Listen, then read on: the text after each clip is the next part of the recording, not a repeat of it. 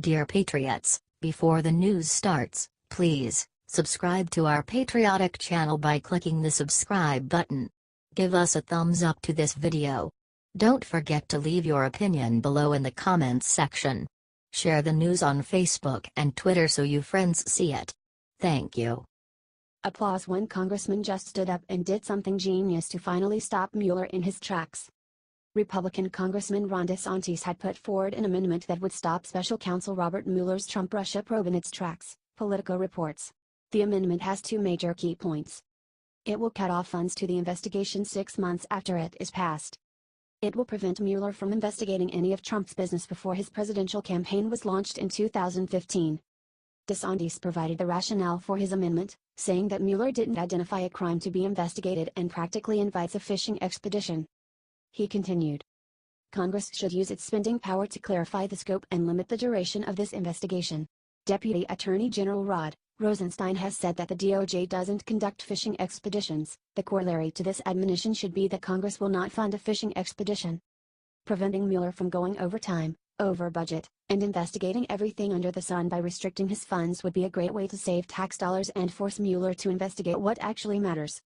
DeSantis' amendment is filed to a government spending package that the House will consider after Congress returns from the summer recess. His provision won't necessarily get a vote on the House floor, but it's a great idea and it shows that some congressmen are actually serious about confronting Mueller's pointless witch hunt. Would you like to see this provision pass? Share it loud and proud, patriots. HT Politico.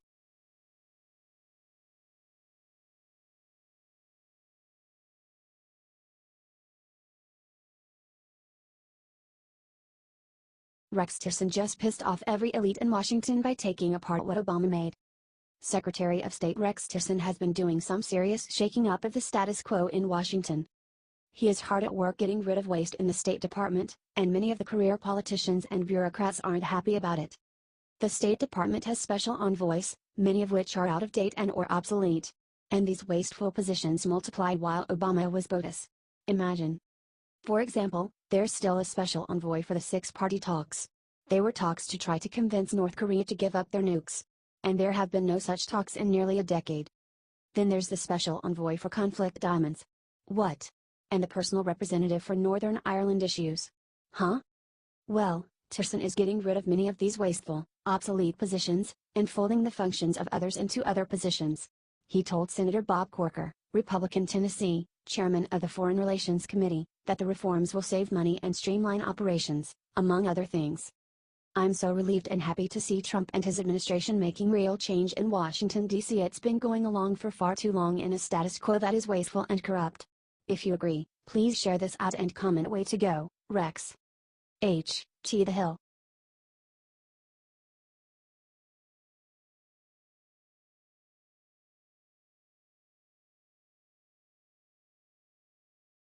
God bless, 34-year veteran Houston police officer just gave all for his city. Hurricane Harvey has devastated Houston as well as other parts of the great state of Texas.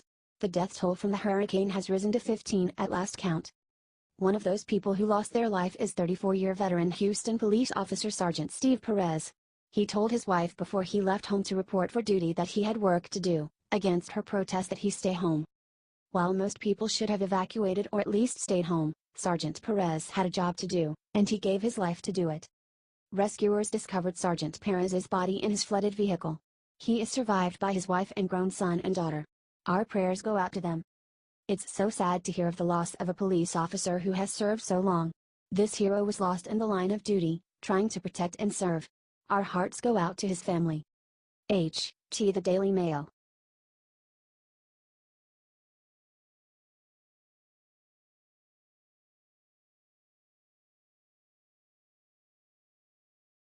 Fraud alert: U.S. man who claimed he was stabbed for looking like neo-Nazi caught lying. Can you even believe it?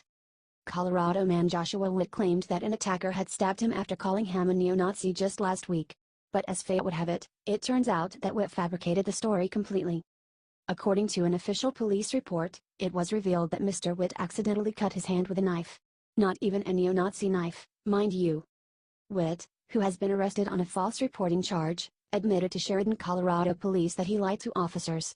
A later report claimed that a black man had attacked Witt for having such neo-Nazi haircut. What do you think about Americans behaving this way? Liberty Writers wants to hear your voice.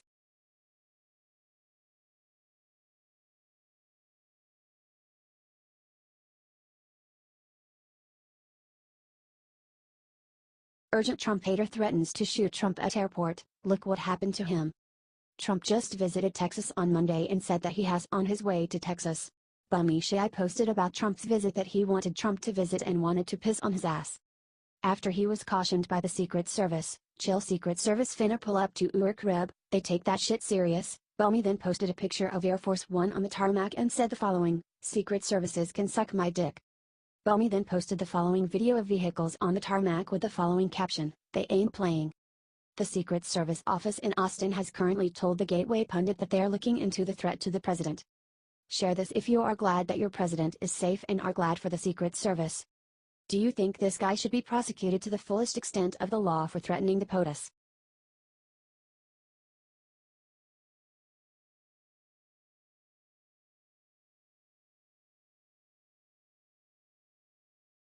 Final revenge. Mayor of Berkeley just did one thing that will put Antifa in jail. Well, y'all, it finally happened. Antifa has just finally been stabbed in the back by one of their only real allies, the city of Berkeley. Berkeley Mayor Jesse Arreguin gained a backbone and shocked the entire alt-left establishment when he told reporters today, "I think we should classify them, Antifa, as a gang." However, he did not stop there. Arreguin actually admitted how dangerous the left has become. They come dressed in uniforms. They have weapons, almost like a militia, and I think we need to think about that in terms of our law enforcement approach. Although a militia terrorizing civilians for political ends seems a lot more like a terrorist organization than a simple gang. Still, it is a start. He even called out the mainstream media and the clueless college kids for giving Antifa cover for their sickening crimes against our constitutional freedoms. We also need to hold accountable and encourage people not to associate with these extremists because it empowers them and gives them cover. This is an amazing sign for our country if the most socialist city in the country is turning on their own violent political group. Now let's hold them accountable and make sure Antifa pays for their crimes by sharing this everywhere immediately.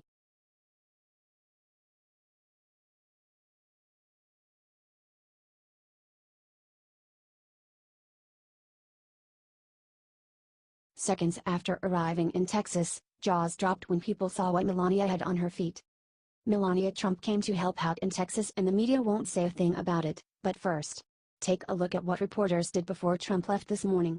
Trump was seen heading out to flood-damaged Texas this morning and journalists decided that it was a good idea to ask him about North Korea. He responded with the following two words: "We'll see." President Trump is now describing Harvey as a storm of epic proportion. Trump then arrived in Corpus Christi, Texas at the beginning of the first leg of his tour of the state to see the damage and the recovery efforts. He was joined at a fire station by First Lady Melania Trump after landing in Corpus Christi. The First Lady stood beside the president as Governor Greg Abbott briefed Trump today on the efforts to contain Harvey before and after it reached land. He says that he wants to handle it better than ever before. Share this if you are proud to have a president that is fighting hard to save Texas. Thanks for fighting for all of us from all of us, President.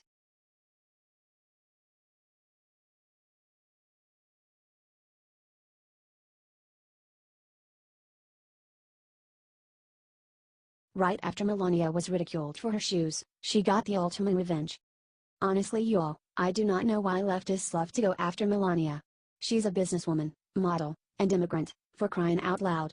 You'd think they'd love her. But in reality, they never miss a chance to put the First Lady down. The president and his wife were visiting Texas to visit the victims of Hurricane Harvey and see how the relief effort was playing out on the ground on Tuesday. The media, always looking to find something bad about anything the president does, for some reason picked up on the shoes Melania was wearing. These are just a couple examples of many. Now put this in perspective. Melania was a model. She is used to wearing heels. In fact, she wears heels practically every time she's photographed outside. It's her style, it's what she's comfortable in. Would I wear those heels? No. I would fall on my face in them within 3 steps. But if Melania can do it, more power to her. Melania's communications director Stephanie Grisham pushed back with this awesome statement in an email to Fox News. "It's sad that we have an active and ongoing natural disaster in Texas, and people are worried about her shoes." Totally right. Maybe all these haters should concentrate on the important things, instead of new ways to mock out the first family. Share this out if you agree. HT Fox News.